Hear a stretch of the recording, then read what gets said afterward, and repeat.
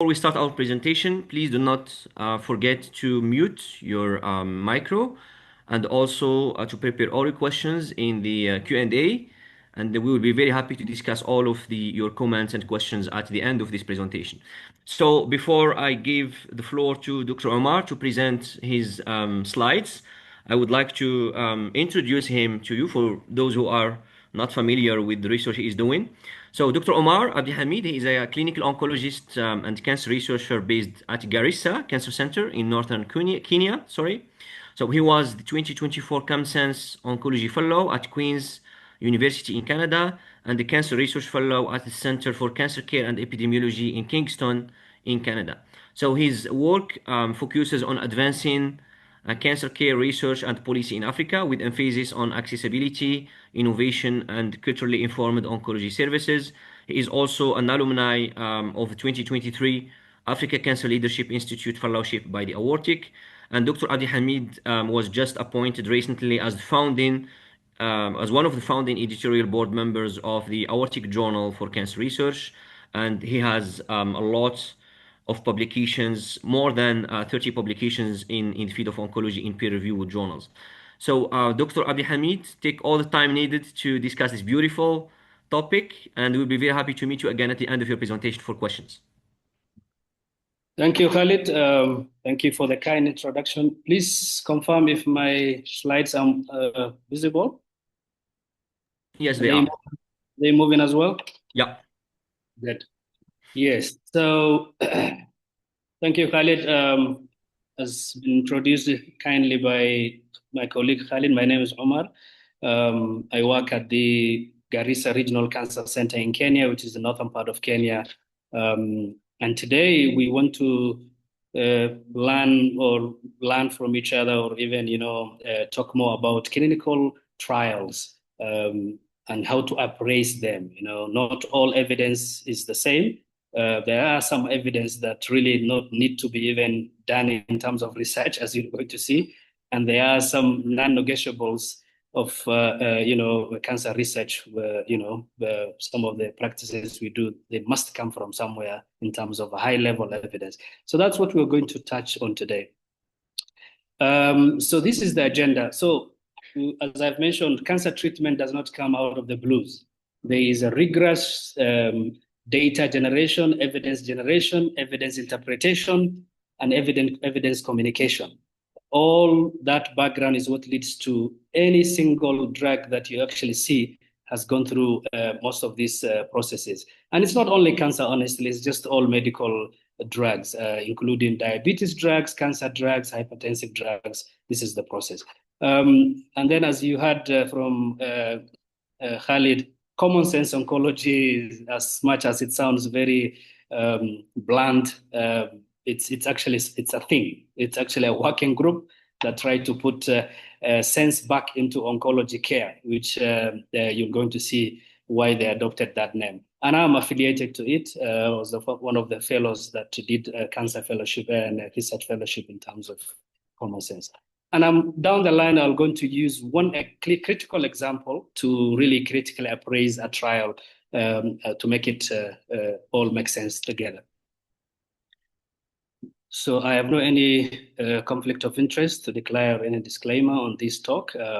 This is purely educational, hosted by the African Organization for Research and Training in Cancer to help young investigators, young doctors, non-medical researchers, patient advocates, or even patients themselves to learn more about trials. So as I've mentioned, this is the holy grail, as they call it, of cancer treatment evidence generation. Every trial that you're going to hear, or every data that led to any approval of the drug, usually has an evidence on the background. And generally, this is not even related to cancer, to be honest. This is generally a treatment of all kinds of diseases.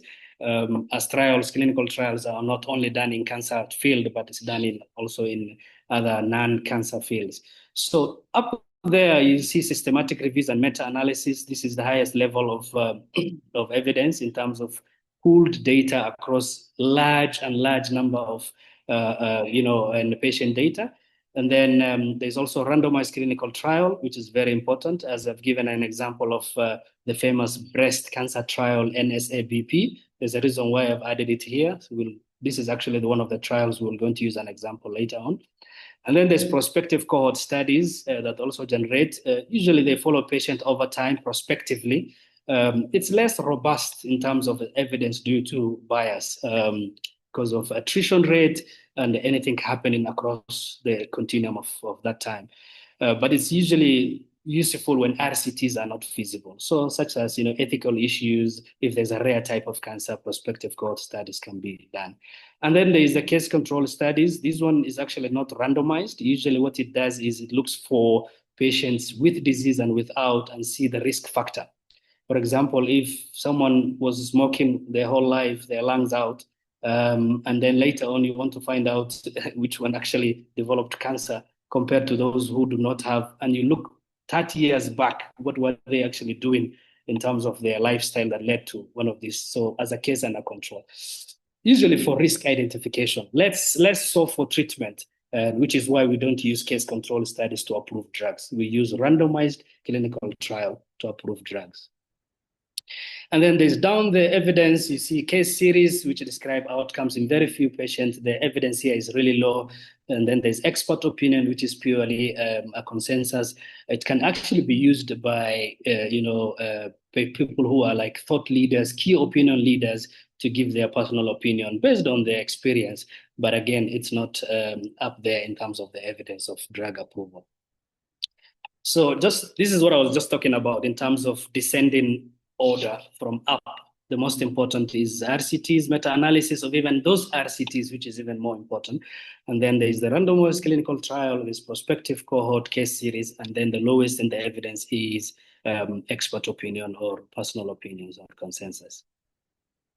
So we were talking about clinical trials. What are clinical trials? How are they divided? There's phase 1 clinical trial, there's phase 2, 3, and 4. As you see, the figure on the right, preclinical data usually is more of checking just the safety and the mechanism of this drug. Most of these drugs are not tested on humans. Usually they're tested on animals, lab rats, and people who have organisms that do have a bit similar pharmacokinetics or pharmacogenomics. And then phase 1 basically just looks at, it's a very small number of patients where you just see the safety of this drug. Is it actually really safe to use this drug? And then phase 2 is to ask yourself, does it actually work? So phase 1, you can actually use as little as 20 to 10 to 30 patients to see just how safe this drug is in terms of the dose you're giving. And then now phase 2, you expand that, but you're asking yourself, not only is it safe, but does it actually work? Even if the sample size is small, are you going to get a bit of a signal of activity for that drug? And then phase 3 is it actually better than the current drugs that you're using, which is the standard of care? Are these drugs so good that can you actually compare it with what is actually known right now and is the standard of care? That's phase 3.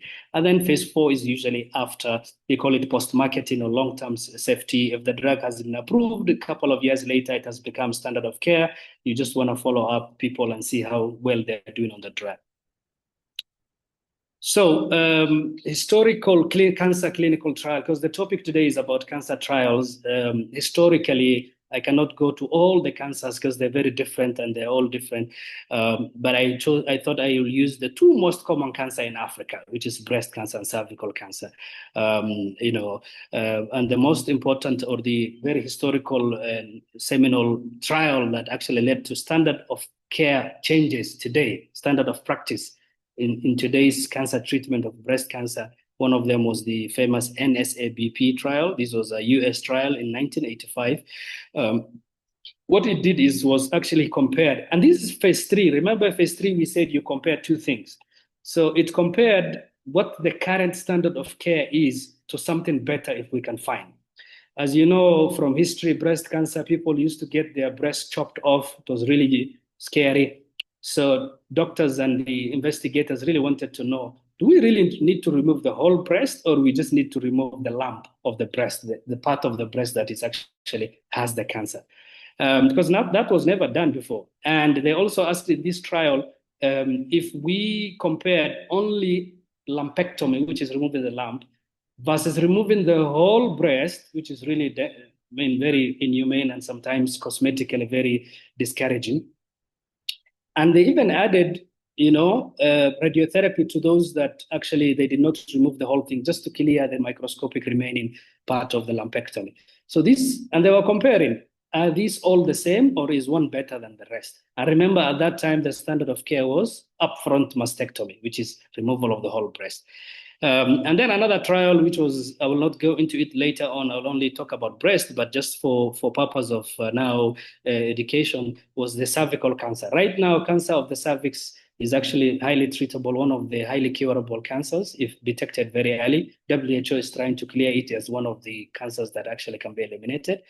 And the trial that actually led to the current practice of cervical cancer, which is addition of concurrent chemoradiotherapy together, was not lack of evidence, was not just decided. It was actually a very robust 1999 National Cancer Institute trial called RTOG 901. And then the finding of that trial was actually there was an improved survival if you put radiotherapy and chemotherapy together, and that became the global standard of practice until today. I forgot to mention the NSABP trial finding. The trial was actually all the three, if I go back to the breast, lumpectomy, removing all the lump, adding radiotherapy after that, or upfront mastectomy, the survival was the same. Okay? So if the survival is the same, which is very important to the patient, then why do you need to remove the whole breast? You might as well just remove the small part of the breast and then use radiotherapy to eliminate the remaining microscopic cells. So that is now what is called breast conserving surgery. And it has really changed the landscape of cosmesis and self-image for women who have breast cancer, and even, quality of life.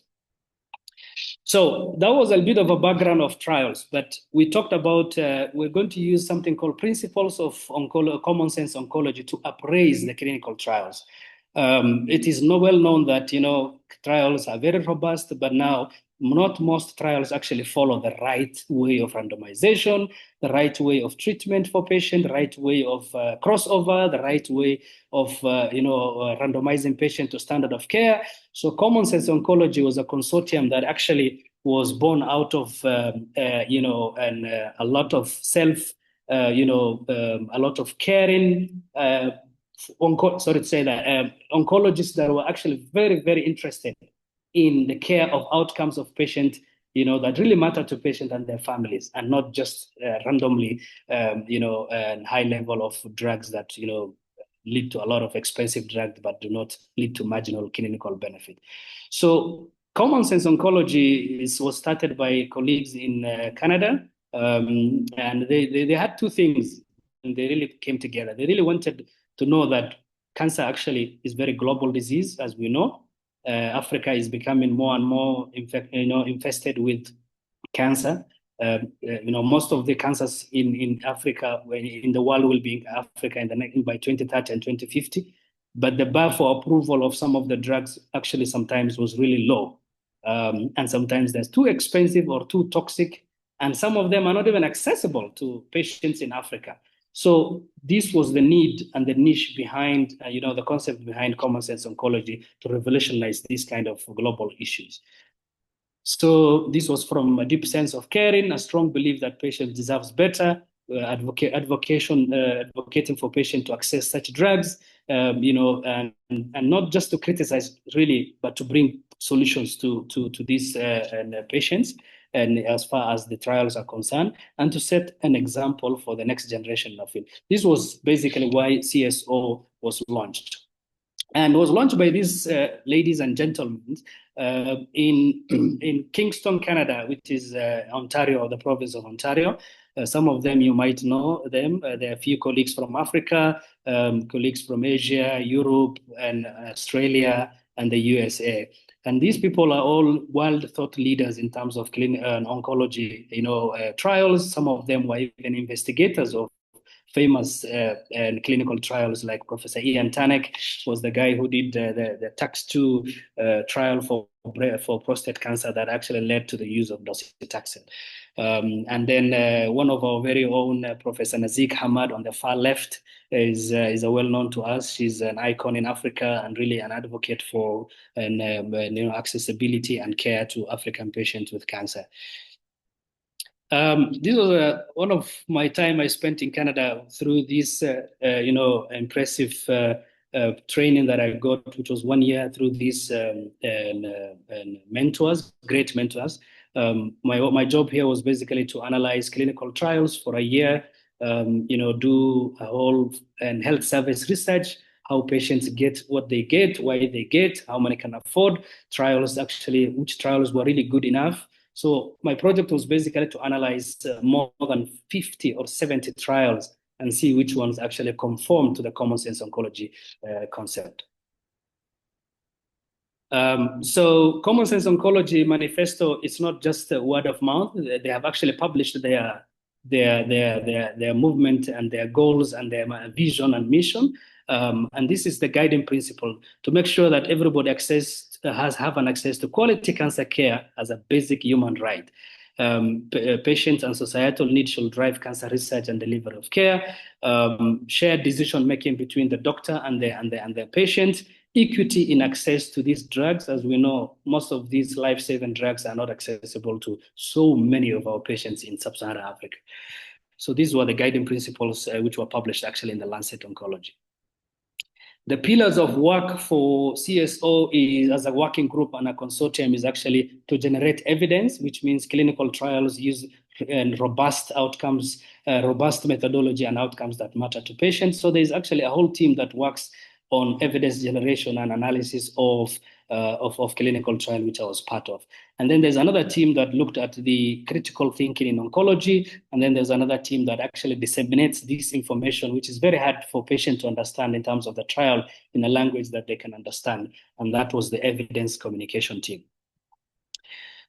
Switching gears now to the topic of today, which is how do you read actually a clinical trial that was just published? What do you look for in a paper that you have been told to analyze or to read in your local journal club, not only in oncology, but even in internal medicine, surgery? I'm sure most of the people on the call have ever done journal club or a paper discussion. What do you do normally when you're given this kind of work to really appraise a trial?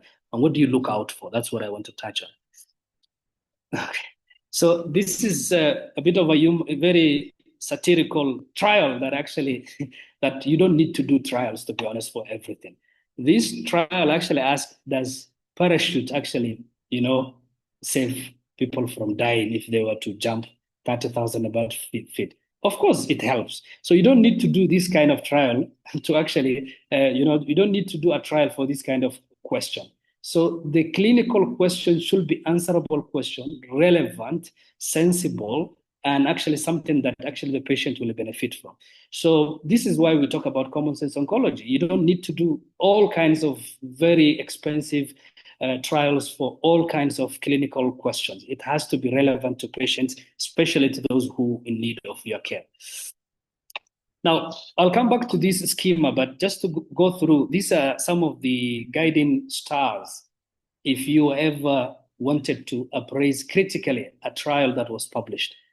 First thing you need to ask yourself is, were the patients in the trial actually representative of the clinical practice?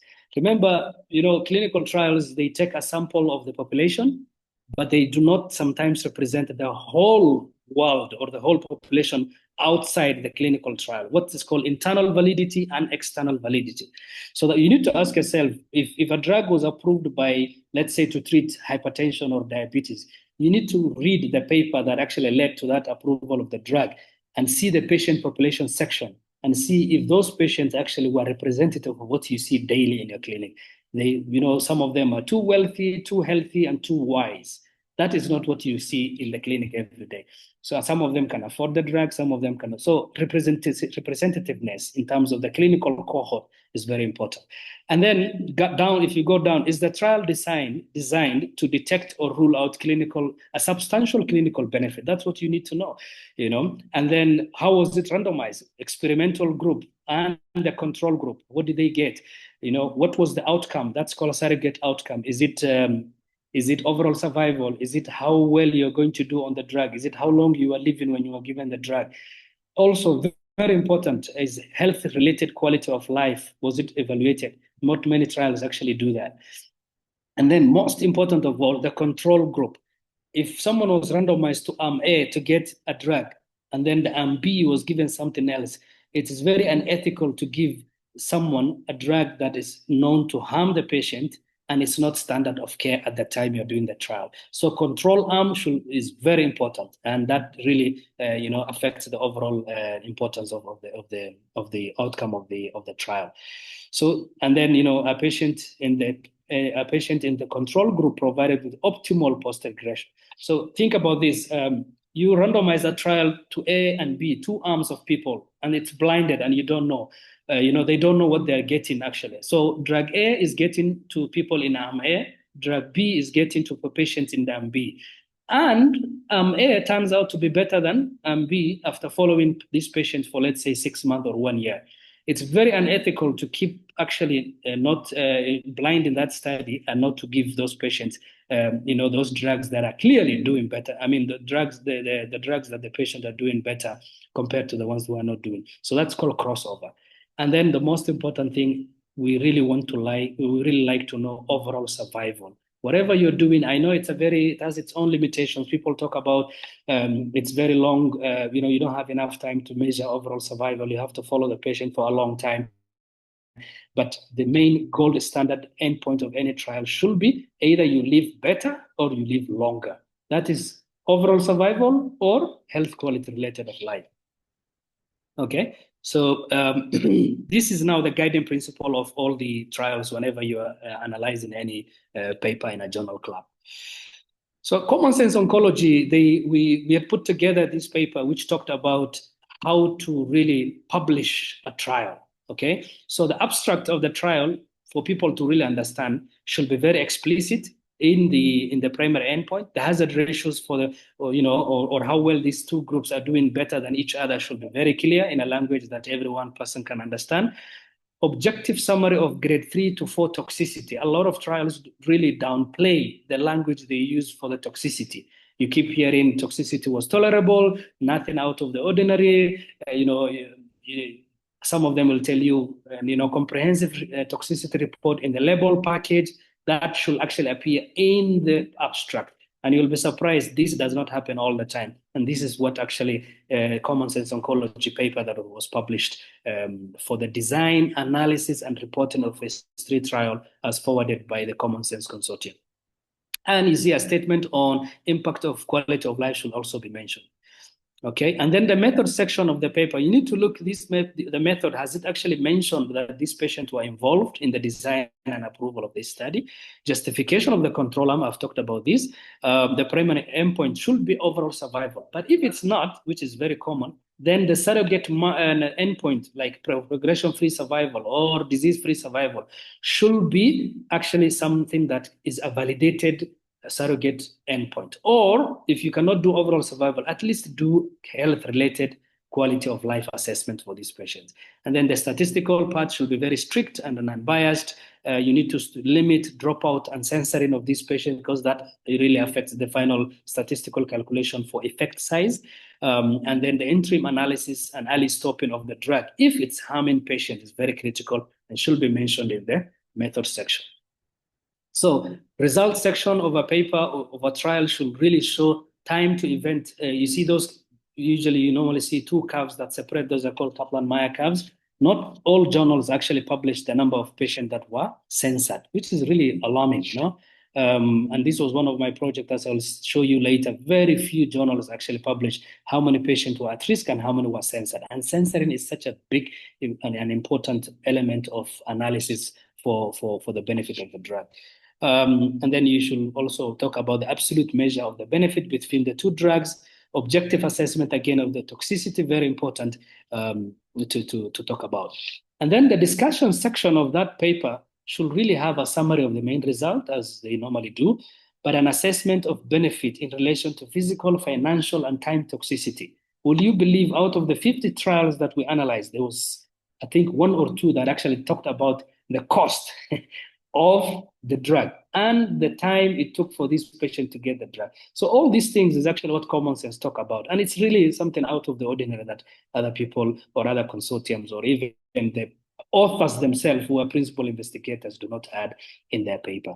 And, most of these trials are usually sponsored by a pharmaceutical company. There's nothing wrong with that. But also there is a very common practice by medical writers, usually employed or contracted by the sponsor, and the authors just trying to proofread what was written. We really discourage that. It's better the authors to write their summary by themselves, and then maybe for purpose of polishing and all that, a medical writer can be engaged. Okay, so I'm running out of time. I'll keep this short. So this is the example of the trial that we're going to appraise. This is the one that I talked about based on what I've already told you using the CSO Common Sense Oncology appraising tool. I've already talked about what this trial talked about. This was in 1985. There's actually, in 2002, 20-year follow-up of this trial data was published. And it's really, just for those who are joining us, this trial compared, total mastectomy, lumpectomy, and lumpectomy plus radiotherapy. And the overall survival of all these three arms were the same, which is why mastectomy is no longer done these days routinely, okay? Lumpectomy or modified radical mastectomy with radiation is as equal as total mastectomy, but with the benefit of tissue and dignity preservation, cosmesis, self-image awareness, and even quality of life. So this trial was a standard at the time. So now we're trying to appraise. So let's start with the background of that trial. When I looked at that, the control arm I told you about was actually very good because at the time it was standard of care was mastectomy. So you can only randomize mastectomy versus lumpectomy. Okay. Hypothesis of that trial was lumpectomy plus radiotherapy may provide equivalent survival, and this turned out to be true actually. Okay.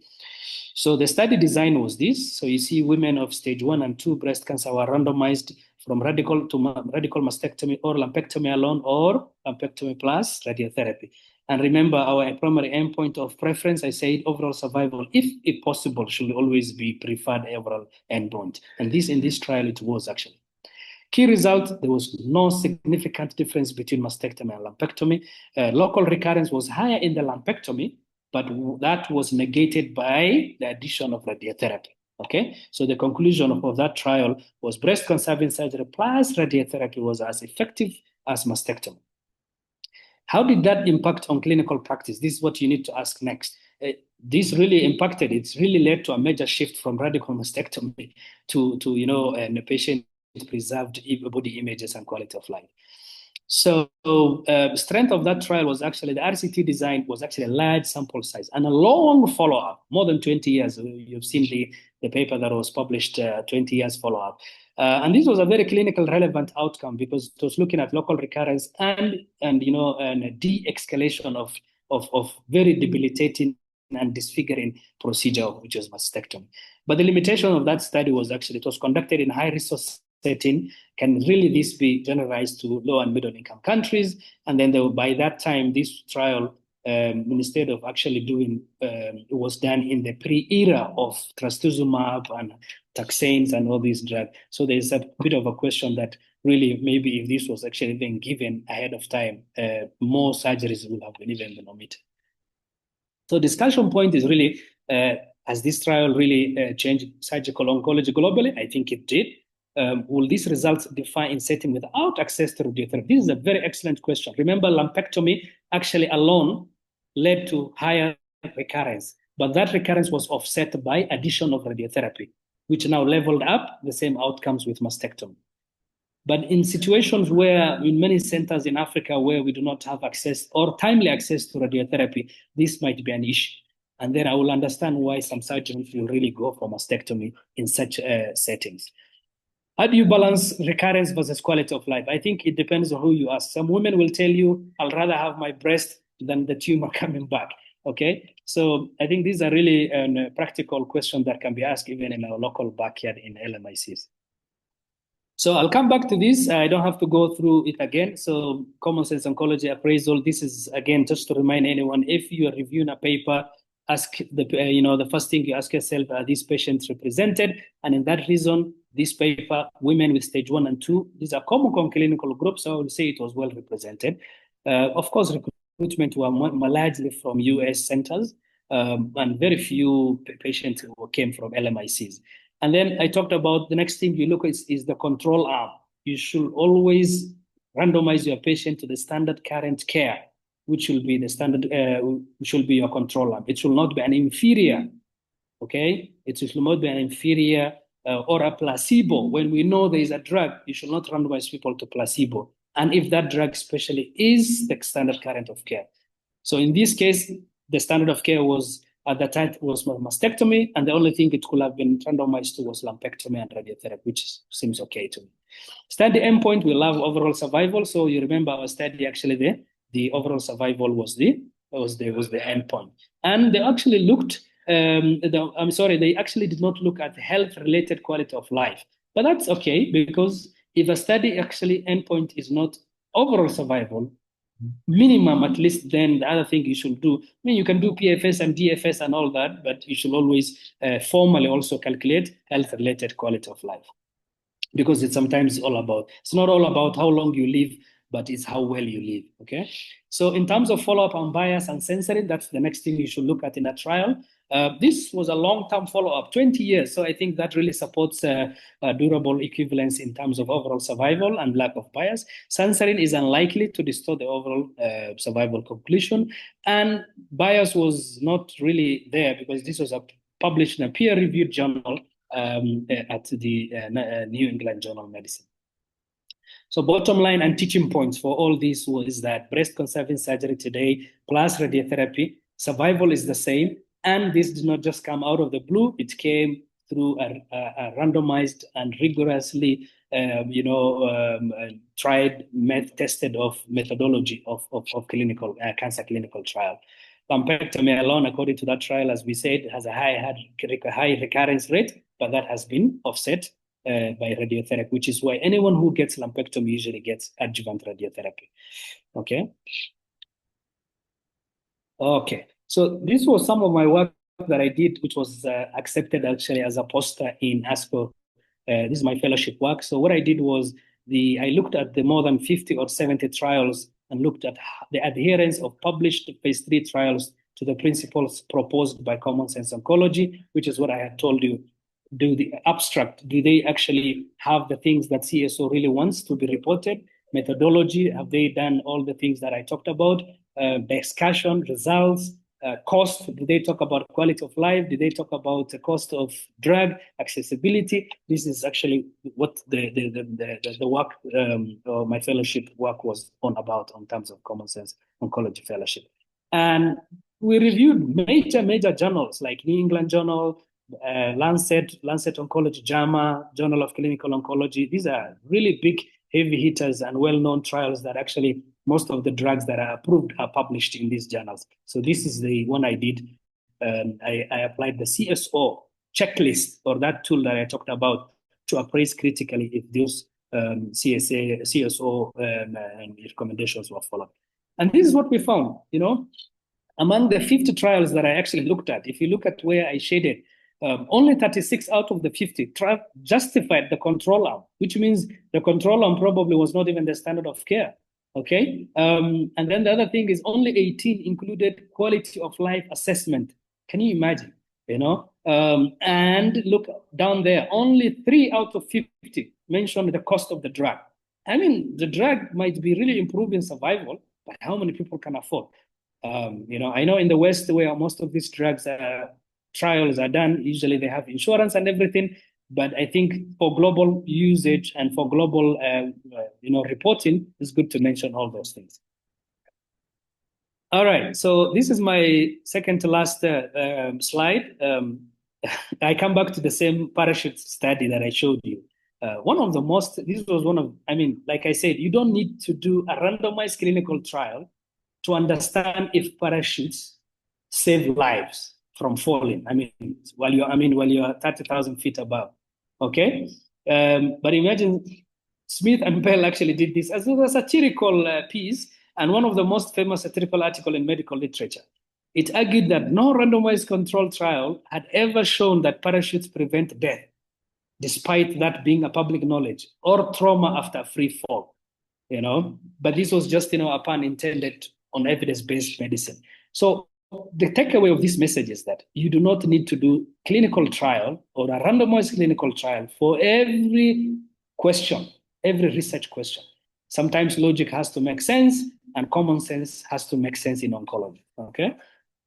I think that's my last slide. So most cancer treatment are not equal to parachutes. Benefits are modest on these drugs, actually. But parachutes, the effect size of parachutes, if you are 30,000 and you're jumping from a plane, is 100%. There's no single trial or drug that actually shows 100% effect size.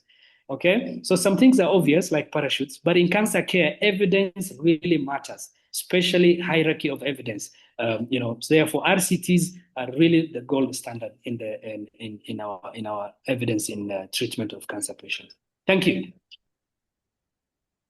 Thank you so much, Dr. Omar. It was a great presentation. Thank you so much for again for summarizing these very important principles. So I believe now at least oncologists and even those who are still in training have a general idea about what CSO means and what are these principles that were developed to optimally report and develop particularly phase 3 trials in oncology. So thank you again. Really, I really appreciate your presence today. So before I go to the chat to see what are the questions of our participants, I just would like to let you know that unfortunately we didn't prepare any certificate for your participation for a lot of reasons, and I have only one coming from me. I really would like to share with you.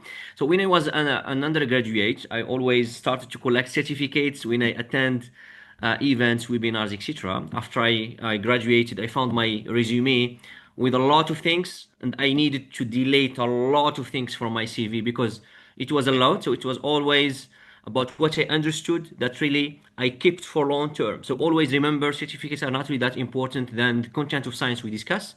But maybe in the upcoming webinars, if there is a way to evaluate how you benefited from the content of the webinars, we might deliver certificates.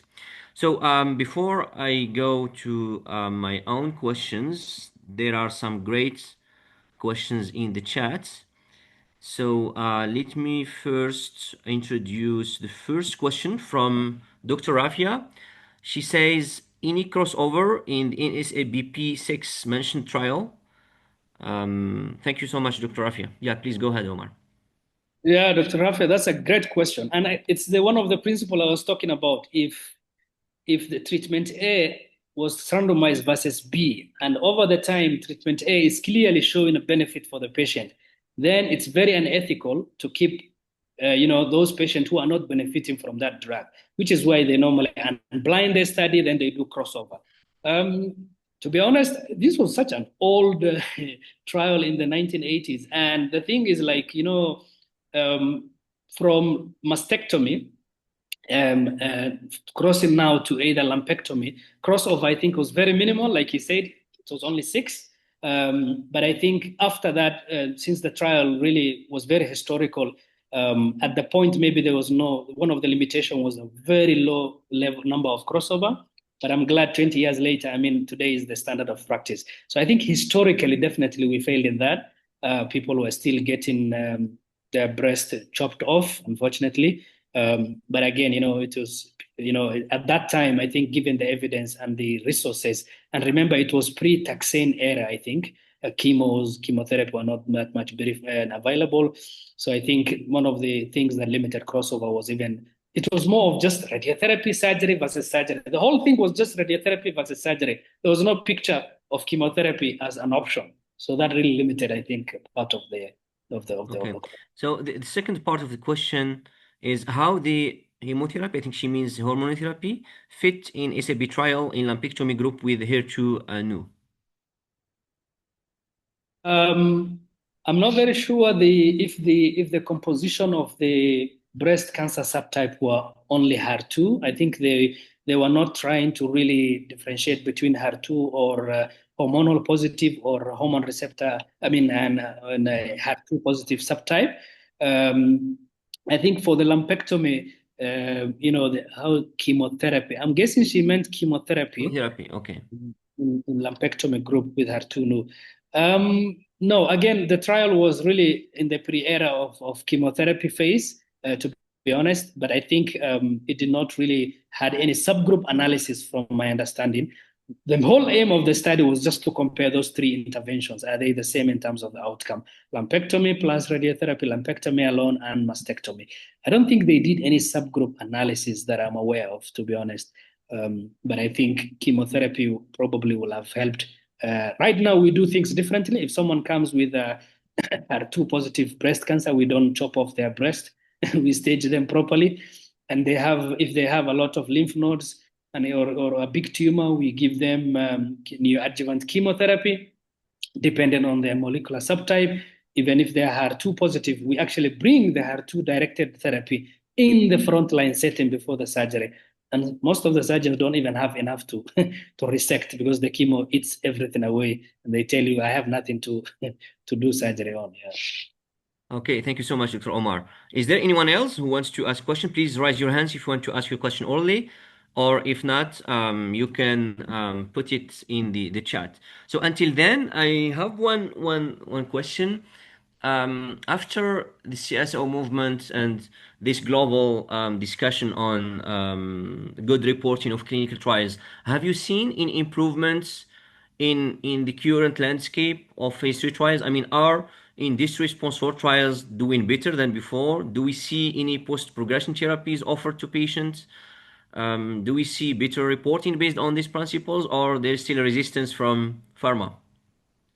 It's a good question, Khalid. Unfortunately, CSO is only 2 years old. We just put out that Lancet paper. Next is another paper that we're working on now that is actually trying to publish and engage even and journal editors who actually handle these clinical trial papers.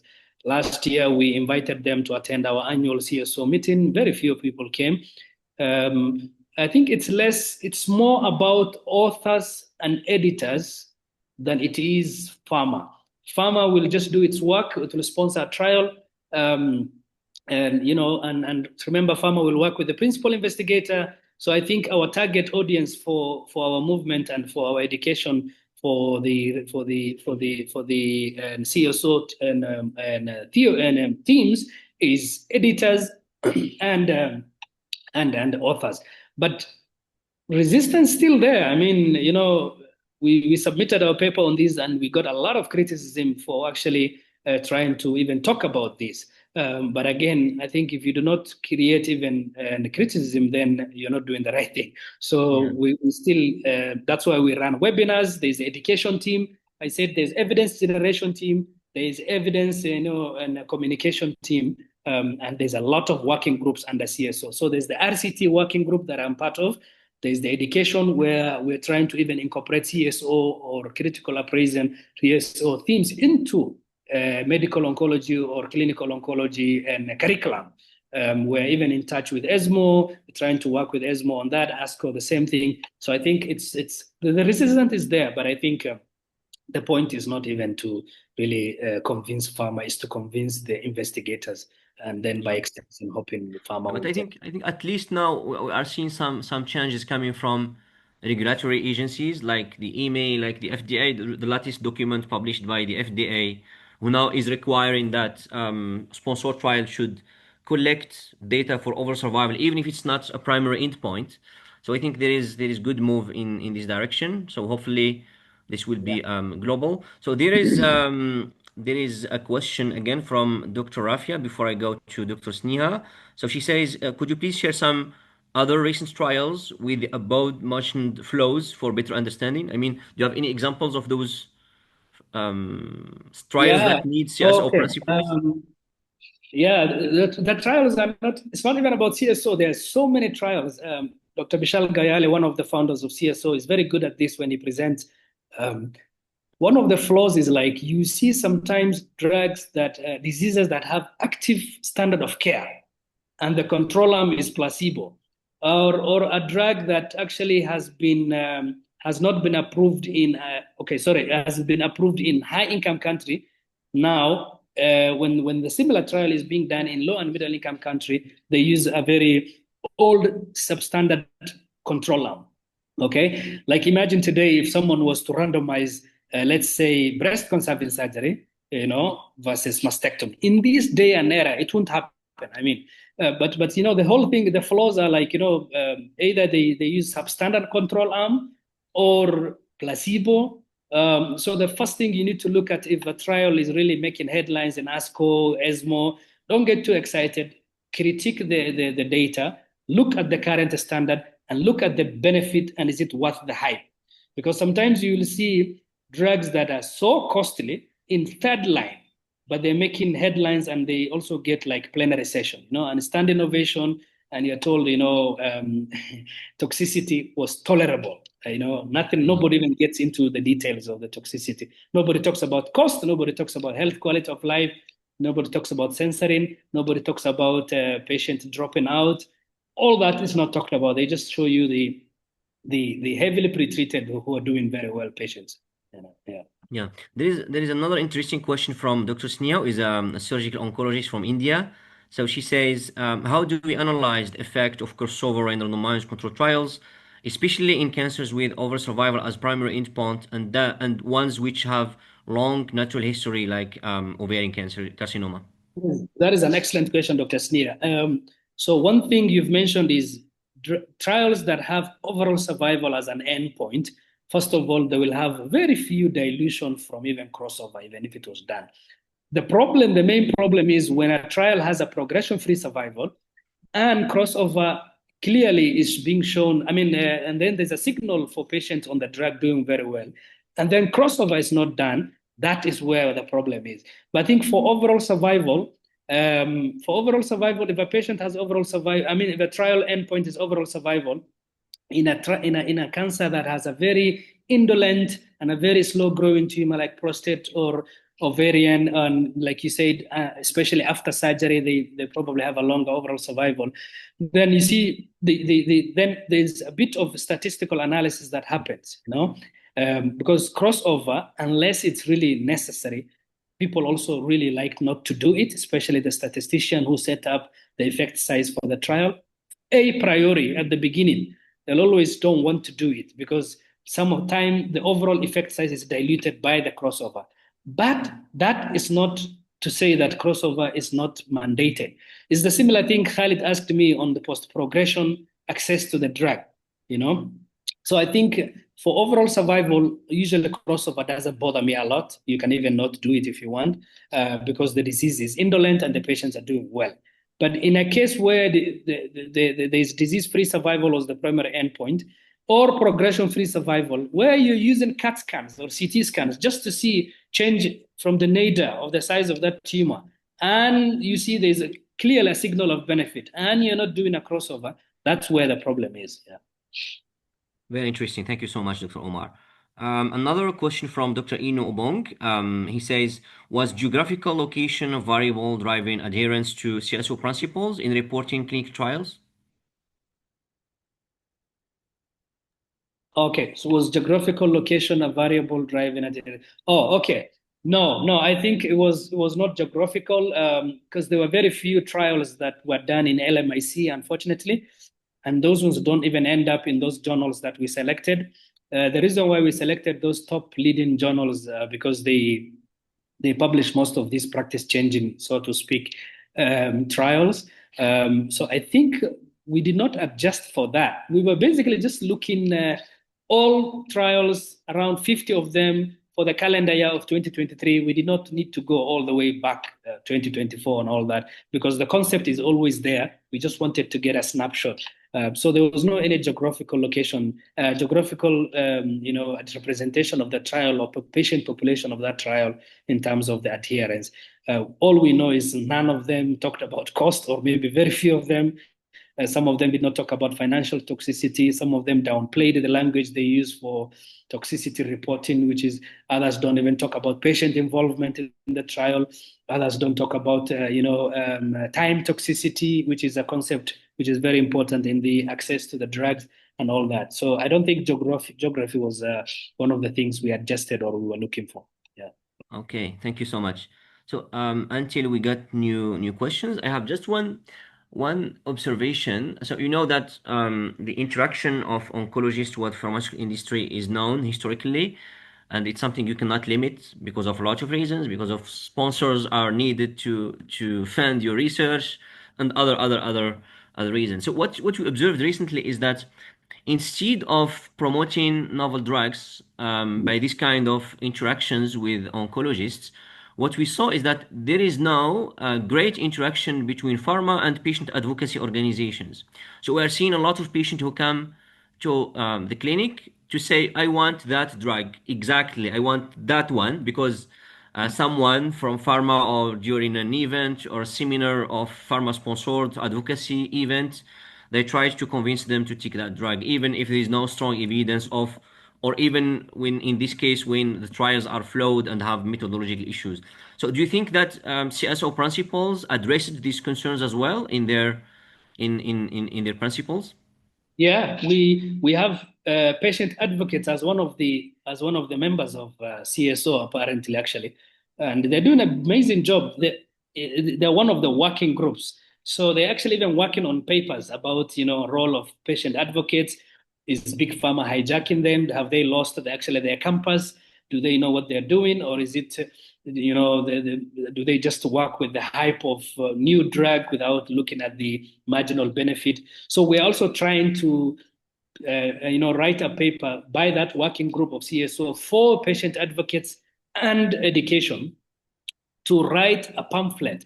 So one of the things, I'll just digress, one of the things that CSO and many FDA even might soon really require from trialists or big pharma or whoever sponsored the trial or the authors is a plain language summary of the trial that can be consumed just like the way you Google information about cancer on Google. Like without using the jargon words of clinical trial, don't talk about phase 3, crossover, randomization, just, plain language summary that can really make patients really be aware and well informed about them, about the knowledge when they're getting, into enrolled into the study.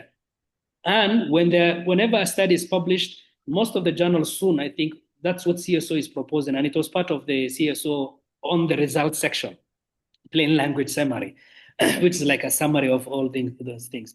So two things. Before they enroll in the trial, that needs to be a standard of care going forward so that the patient actually understand. I'm sure they are told everything because they signed the consent, but maybe some of them do not understand. So patient advocate groups are advocating for such kind of thing. But I know some patients are desperate and there's a lot of hype about a new drug everybody wants to try because they really have a stage 4 disease and they are on the fourth line therapy. They can really get entangled Yeah. into those. Yeah.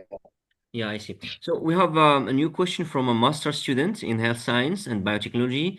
So he or she is asking when critically appraising oncology randomized control trials and what are the most common methodological challenges that young researchers should be aware of? Yeah, so methodological specifically, right? So methodology, we talked about that section of methodology. I think the main thing you really need to look at, first of all, is this phase 3? Is it like Khalid last week presented the PICO criteria, the population intervention, what are you trying to investigate, comparing, what are you trying to compare, and what are your outcomes? And it should be a measurable kind of topic, not just like the parachute study I was talking about. So the thing is like, one of the methodological challenges is so the most important part that you really need to appraise in a clinical trial is the methodological rigor. That's what they call it. Because it's not about even the result. It's not about even the population. It's the design and the tools of the design and the randomization, if there was anything that was done, control arm justification. Is it substandard? Is it current standard of care? All those things. So methodological rigor is actually really needed. And the challenge is sometimes you see a very substandard control arm, which is part of the methodology and design. Sometimes you see the wrong population, which are not representative. People put the drug, they carry out a trial of a very frail people who have heavily pretreated with 3 lines of treatment. And then now there's a signal that for regression-free survival, and then now that now they expect you that to be extrapolated to external validity in the real world picture, the real world patient in the ward. So those patients sometimes might be too frail. So patient representation is part of the methodological rigor and choice of control arm. Okay, so that's what I think I'll really emphasize. Yeah.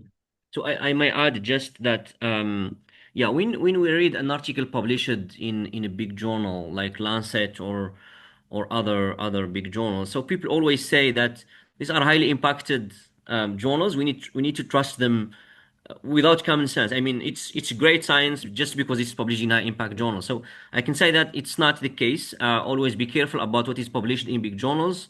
There is a lot of underreporting, as Dr. Omar presented today, a lot of substandard controls, a lot of ghostwriting. Sometimes you think that it's the authors who wrote the paper, but it's just the last version they approved. It's not really them who reported the study results. Sometimes you see a lot of positive results, but when you look into the details, it's not really that positive results. A lot of endpoints that shouldn't be considered as primary endpoints, but they are considered as primary endpoint, unfortunately, just to shorten the time of collecting data and getting the drugs approved, etc. So there are a lot of issues. What I can say is be careful about what you are reading. Methodology is always important than results. And yeah, so maybe one last thing.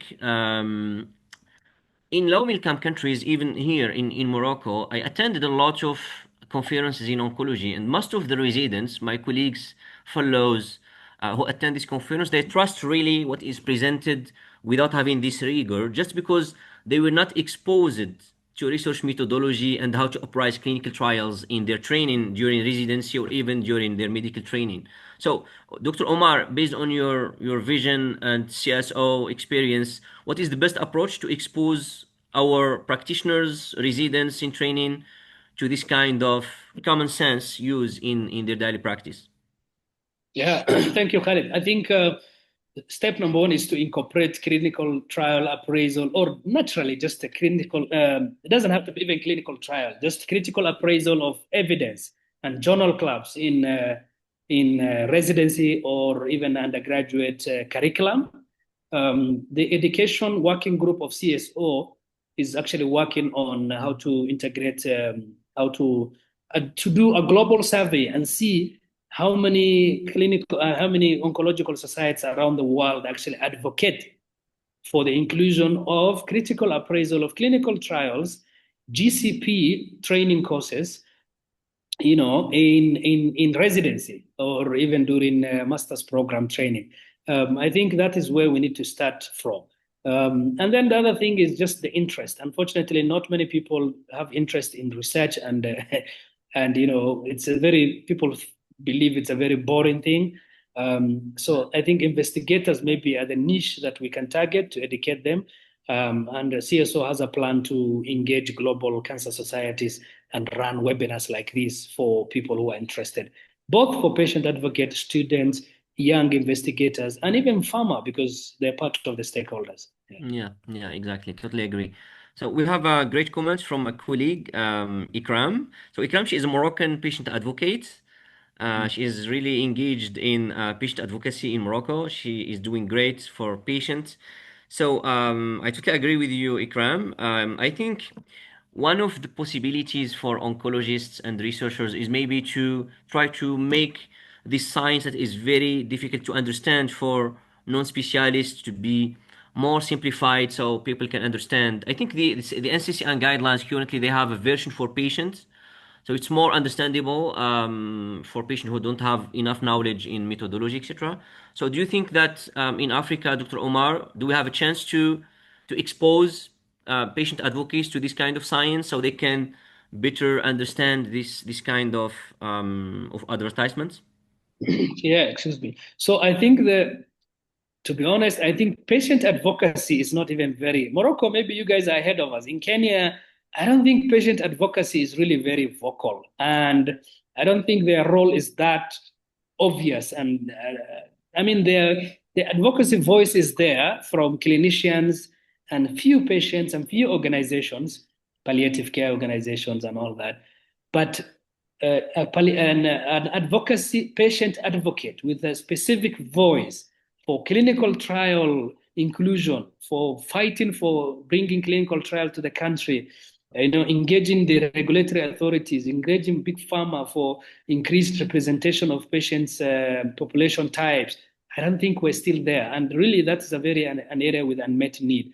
Especially in Kenya, I am yet to see a very strong patient advocacy voice to really even advocate for trials to be brought to, let's say, far-flung areas and not in the capital cities.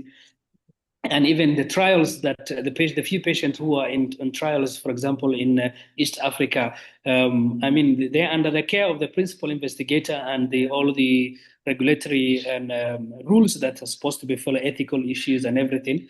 I'm sure they're being protected, their rights and everything. But I don't think they have a voice of their own, which is so vocal to put to the investigators or even the farmer to ask for a better trial, better design, better endpoints, and better even patient compensation during the trial. Yeah. Yeah, I agree. So there's a lot of work to do. So we still have maybe 2 minutes before we close the webinar. I have one last thing to discuss with you.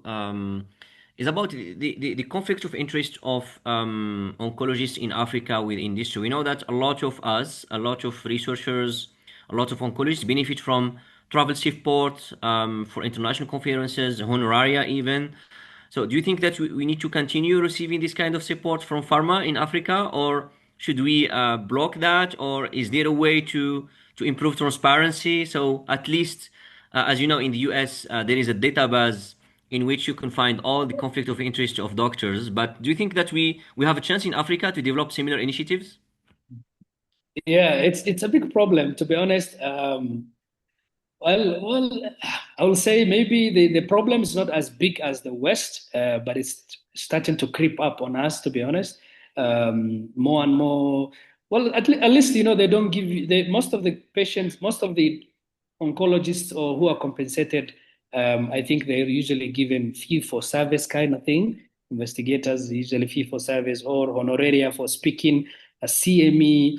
So in the US, they've changed this game from direct beneficiary money to education and CME activities. Mm.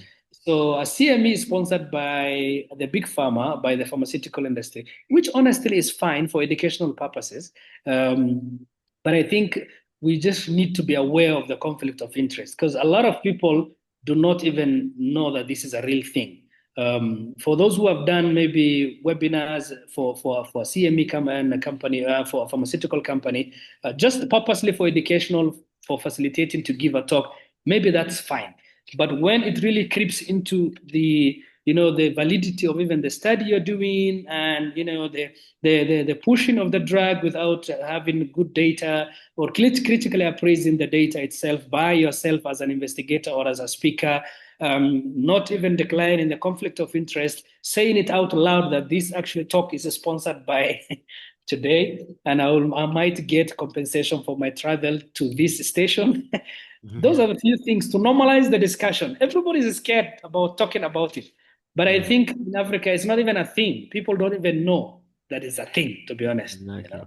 Yeah, I think this is what we found last year when we presented the finding of our global survey, the OncoTrust One study. We presented at ASCO. We found that I can say that most of low income in country based oncologists don't understand what is a conflict of interest. For them, when they receive direct honorarium, it's the only conflict of interest they need to declare. But for other types of conflict of interest, it's not really that important to be declared for transparency. So I think we will continue discussing this very important topic in Tunisia. We have a session on research integrity during the annual meeting of the AORTIC. So if you are not registered yet, try to. And if you are attending this great conference in Hammamet, try to join our session. We'll be discussing in details conflict of interest interactions of doctors with pharma And yeah, so thank you so much for coming today. Very sorry that we couldn't deliver certificate, but believe me that the components of the slides are more important than all certificates you are going to collect for your life.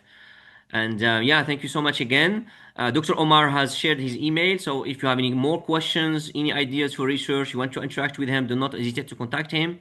I would like to thank our logistical team from the AORTIC, Bilmira, Khatisha, and Sky also. They do a lot for the AORTIC and for us to deliver this kind of educational activities. Thank you so much and see you next week. Next week, we are going to discuss another very important topic. It would be the importance of qualitative research in oncology. So do not hesitate to check the page of the Aortic on social network. It's there. We are going to share the link for registration. Thanks again for attending the webinar and see you next week. Yeah, Khalid, there is one more thing. If for those ones who are asking about the slides, this will go up onto our AORTIC YouTube channel. Belmira, maybe do you want to say that? Yes, so we Yeah. will place we will place the recording on the YouTube channel. Just give us about a week or so.